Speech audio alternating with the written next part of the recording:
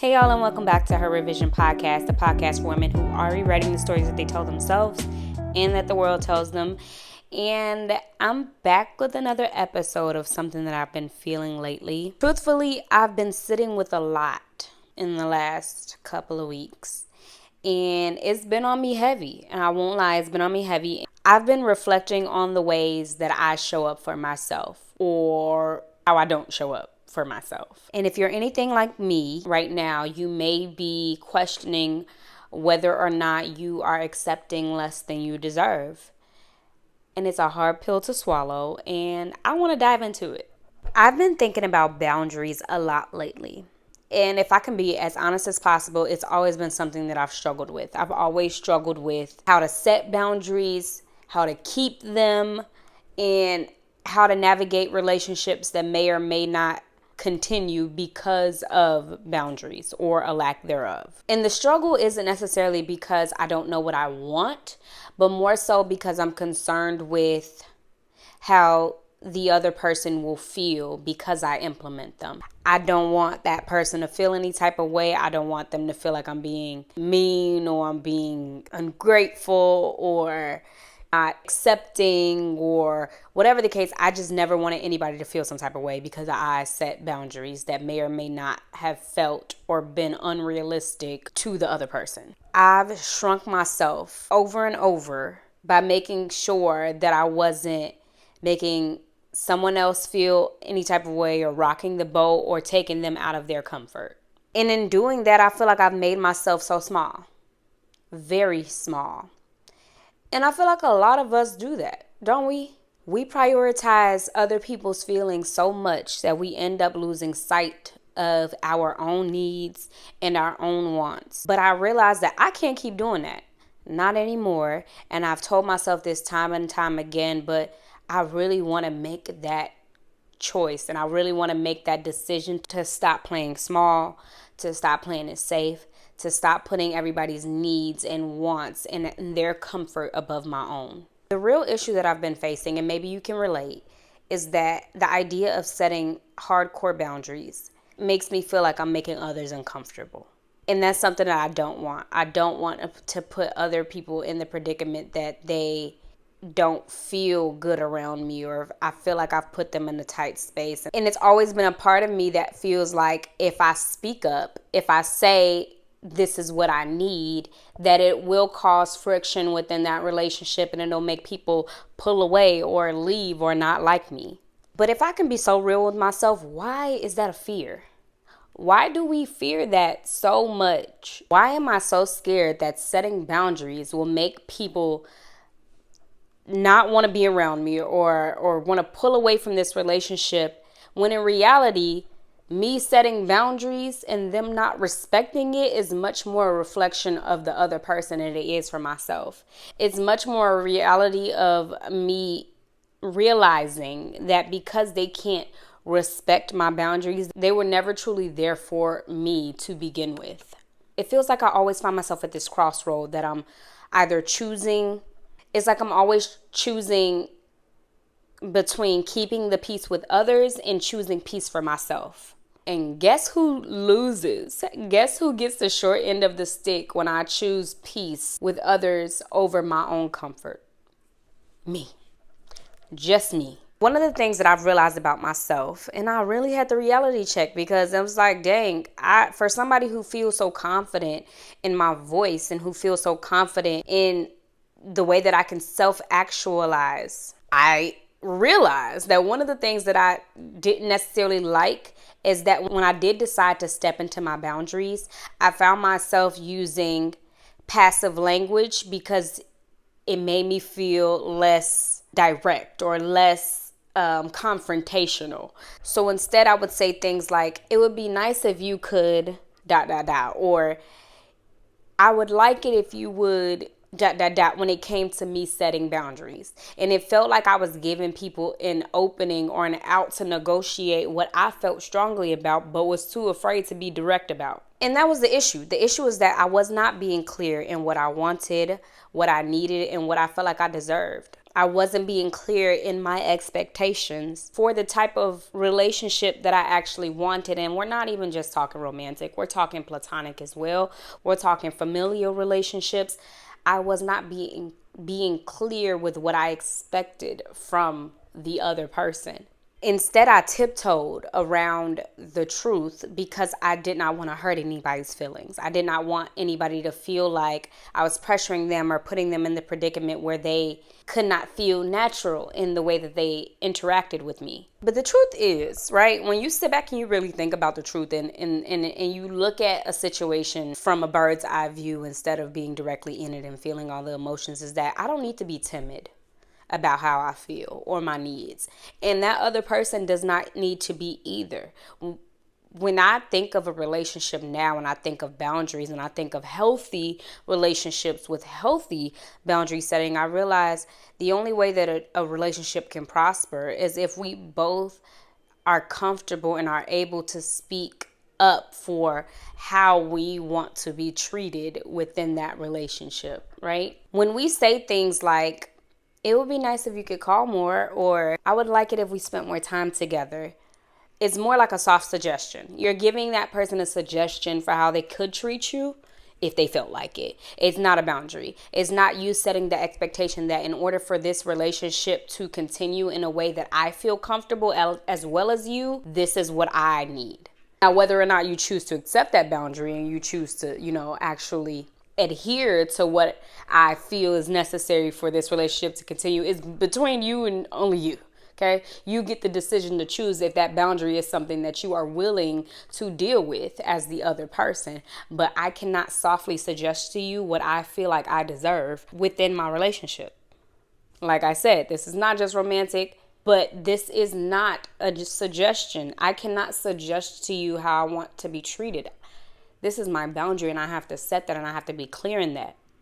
I have to be firm in that. Because when you give that soft suggestion, like, it would be nice if, sometimes you ask me how my day is.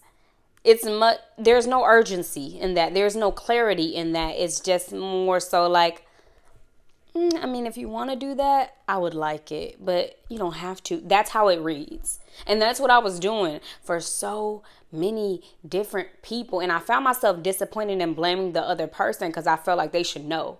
And I don't know how many times I had that mindset where it was like, I don't have to tell people how to treat me because they should just know. As if it was some magical, and I just watched a video on this not too long ago on YouTube, and I have to find, hopefully I can put it, if you're watching this from YouTube, hopefully I can put it across the screen or something. But there was a video that I watched, a 5-minute video, like a montage she did on boundaries. And it was like as if it was like a magic fairy that could tell the other person, this is how you should treat Jasmine. That is so unrealistic. And I'm so glad that I'm kind of skewing myself away from that thought process, because you will always be yearning for something as long as you don't feel the need to open your mouth. As long as you feel like somebody should know. And then it's like, how? How could they know? What I've had to start learning how to do is learning how to shift my language. And instead of saying, it would be nice if you could do this, I am shifting it to, I need you to communicate with me consistently. I need consistency. I expect you to show up for me the same way that I show up for you. I want more of your time. I want more acknowledgement from you, or whatever the case may be, whatever that may look like. I need more one-on-one time with you. That is more direct, and that is concise language that allows the other person to know that this is something that I'm set in stone about, and that's what I require. Because what it does is it doesn't allow there to be any room for error. There's not any room for you to wiggle in what I'm telling you. I'm learning you cannot misunderstand me when I say what my boundary is. That is how I show up for myself. That is how I'm teaching myself to show up for me. The next thing that I want to touch on is how easy it is to accept the bare minimum. How easy, y'all. I have accepted the bare minimum so many times because out of fear that me not accepting the bare minimum of what somebody was capable of would make me appear too high maintenance, or like I was asking for too much, or maybe that I wasn't being fair. And people are human and you can't expect too much out of people, and to an extent but also I didn't want them to leave on account of what I said I wanted. Like I wanted to be easy. I wanted to be not so difficult. So instead of being firm in my boundaries and letting that determine whether or not they stayed, I shrunk myself in terms of boundaries because I wanted them to be around. I found myself doing that a lot, where I was accepting the little that people could offer and then convincing myself that I could be happy with that. Like, okay, maybe you can only talk to me once a week or so, or once every other week. But it's okay, because I could just fill all my time staying busy. I gotta be busy. So instead of it being like I have healthy boundaries, I'm being fulfilled here in this area, but I'm also busy and I'm doing everything that I need to do, and I'm fulfilling all my goals and purposes, and there's balance in my life. I was finding myself trying to put more pressure on one area of my life to stop thinking so much about where I lacked in my boundaries in another.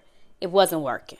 And like I said, it was because I did not want to feel like I was asking for too much. But if I could make anything clear to myself and to you, you are not asking for too much because you are expecting consistency in love and care, and what you put out, you getting in return. You're not asking for too much. You deserve that. Where I think that I went wrong is that on top of not actually being firm in my boundaries, which was step one error, the second one was not realizing when that person wasn't able to give it to me, because not all the time do you assert your boundaries and get what you want. Sometimes some people just won't be able to accept the boundaries that you have, or able to exist within that realm of your boundaries. Maybe they are not in the place or in the space where they are able to have the capacity to handle you alongside the boundaries that you've placed. And maybe they're not there. That's not what they like. That's not how they can coexist. And that's okay too. But you have to learn when setting your boundaries and being firm in them means that you're going to lose. We're not going to say lose. It means that sometimes some relationships just won't work. Whether that's a friendship or not, some things just won't work on account of the boundaries that you or them set. You get to decide, and so do they. It's so easy to get to the point where you're just like, well, they're doing something, so I should be grateful for it. Well, at least they make time for me. At least they call me when the times that they do call me. At least I see them every so often. At least they send me a text, when they can. Like, at least they check on me. Or that one time that I was going through it, they did send, so I can't be mad.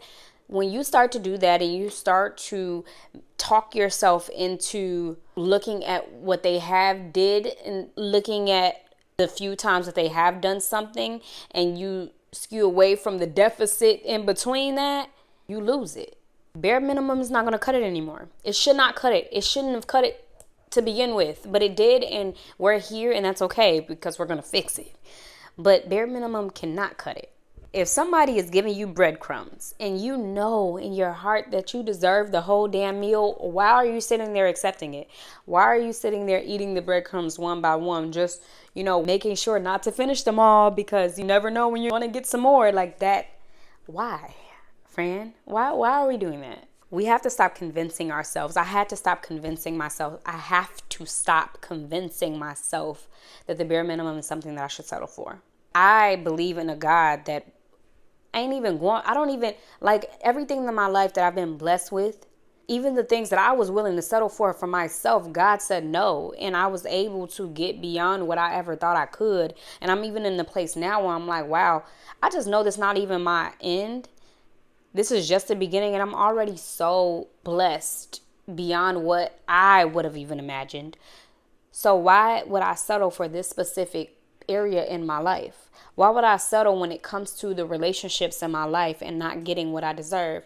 Because this is not the end of my story, and it won't end there, but it might end if I settle. I cannot settle. So I do want to get a little bit deeper, just a little bit. And I want to talk about something that's been on my heart. Recently, I've been sitting with these feelings of doubt within my self-worth and feeling very insecure in who I am and what I have to offer. And it did hit me that it wasn't just a battle of boundaries. This was a battle for my soul. It was a battle of forces of me pulling myself in between what I felt like the enemy was trying to do to me and what I feel like God was calling me toward. What I felt like my God-given potential was, and me not knowing how to step into that light fully. I feel like even the feelings that I've been having that's been trying to pull me down was trying to keep me small. It was trying to get me to stay within this unworthiness feeling, within feeling like I was not good enough, within feeling like I did not deserve. I feel like the enemy wants me to stay in this cycle of shrinking myself and playing it small and accepting less than I deserve. It wants me to doubt my boundaries and my self-worth and what I have to offer and what I'm willing to accept. Then I remembered a prayer that I prayed a couple of weeks ago, actually, and I remembered that God did not place this vision in me for nothing. He didn't give me these desires, these goals, these dreams, the aspirations just for me to give up on them. He gave me this vision so that I can reclaim my power and I can stop feeling as though I'm inadequate. And honestly, he's doing the same for you.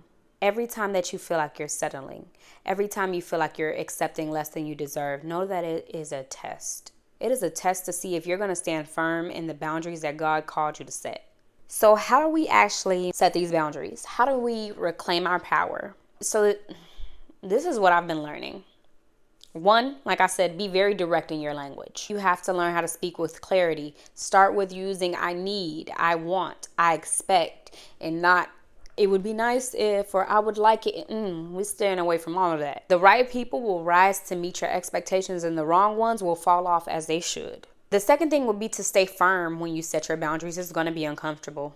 It is not going to feel good. You're going to feel like a bitch. You're going to feel like you're being mean, like all of that.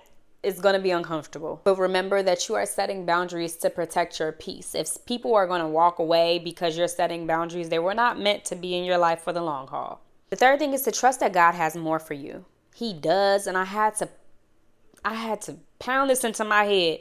God has more for me than what I might be feeling low about, than who I might feel is not willing to meet me where I feel like I deserve to be met. God has more for me in store. Sometimes we hold on to relationships and things because we feel like there was nothing else. There's nothing else that's going to follow that. There's nothing else that is going to be better than that. This is the best it's going to get. And I want to remind myself that God has so much in store. This is not your end. We just have to be willing to make room for more and let go of what doesn't belong. And then the last thing for me, which has been so important and probably the reason why I decided to record this today, is self-care and growth. I had to learn how to refocus on me. And it's so cliche, but you have to learn how to self-care. And self-care, we're not talking about bath bombs, and I don't even think people do bath bombs no more. But we're not talking bath bombs and incense. We're talking protecting your peace, protecting your mind, getting back into things that bring you joy, working out, pursuing a passion, whatever that looks like for you. Fill up your cup. Stop waiting on somebody else to do it for you. That was my issue. I was waiting on somebody else to fill my cup up. I was waiting on conversation or communication or consistency to make me feel fulfilled and full, when really that was just supposed to be overflow for me. At the end of the day, reclaiming your power and standing firm in your boundaries comes down to faith. Faith in yourself, faith in your boundaries, and faith in what God can do for you. I had to have faith in God's timing. In like the last episode I did with divine timing versus biological timing, I could not tell myself when I felt like I should have somebody who can respect my boundaries, or I should have relationships in my life where I'm getting what I deserve. God will make it so that I won't even remember the times. It's going to be so clear when it is my time. If you're anything like me, you've been struggling with that. You've been struggling with the connection. You've been struggling with wanting that balance of love and care and passion, but you also want to stand firm in your boundaries, let me just tell you that I believe it's possible. I know it's possible. We just have to be willing to walk through the discomfort of standing firm. So I'm challenging you, and I'm challenging myself too, wholeheartedly, to stop shrinking, to stop settling for the bare minimum, and to start reclaiming your power and knowing that God is working for the betterment of you. He is working all things together for your good, and to lean not on your own understanding, because He's going to make it happen. This is Mr. Make It Happen himself. He's going to make it happen. So just remember, every time you set a boundary, every time you choose yourself, you're one step closer to the life that God has for you. Don't forget that, friend. Thank you so much for listening to this episode of Her Revision. I hope you guys enjoyed. Tell me what you think. Follow me on the Her Revision podcast page on Instagram at Her Revision Podcast. If you're listening to the podcast on Apple Podcasts or Spotify, hello. If you're watching me on YouTube, don't forget to like, comment, and subscribe. Rate the podcast, guys. I love you. Until next time. Bye.